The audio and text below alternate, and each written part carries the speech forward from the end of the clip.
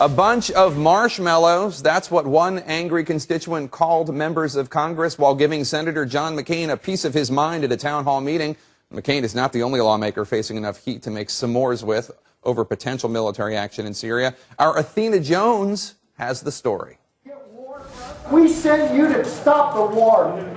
If we shoot a, quote, shot over the bow and aren't willing to finish the battle, we're worse off than we started. Across America, people are showing up to have their voices heard on Syria. I think we should stay the hell out of it. And by and large, they're not happy.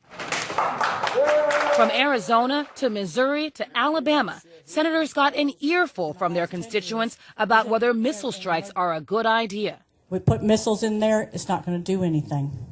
Boots are going to be on the ground. This is what I think of Congress. They are a bunch of marshmallows. It's their last chance to go face-to-face with the people who voted them into office before they head back to Washington and decide the country's course of action. That's a good question. Republican Senator Jeff Sessions says he hasn't decided whether he'll support missile strikes. On the one hand, we cannot, as a nation, take it upon ourselves to take military action or declare war anytime any dictator in the world violates some UN, some treaty. But on the other, to turn down the president's request is not a matter to be lightly done. Some in his town hall audience near Montgomery, Alabama, questioned the rationale for an attack. I'm not sure it was a chemical weapons attack. I think it was a pesticide attack. I think that the Al-Qaeda could get a hold of pesticides. Yeah, I think it was set up to get the United States to come in there and do Al-Qaeda's dirty work.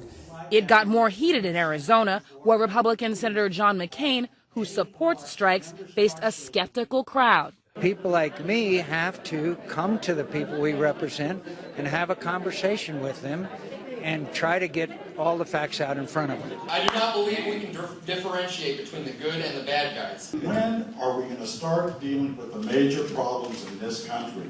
Still, not everyone was opposed to action. America is a big power, superpower, and we need you. I applaud Senator McCain for his staff. This debate will matter. And so, because it will matter, what you have to say matters.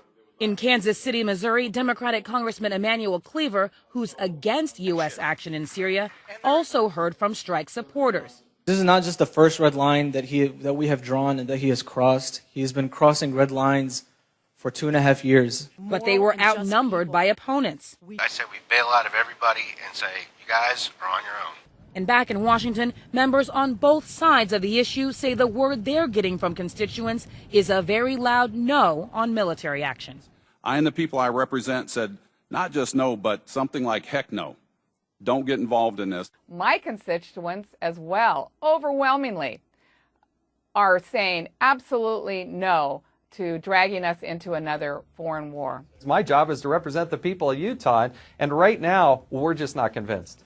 Athena Jones, CNN, Washington.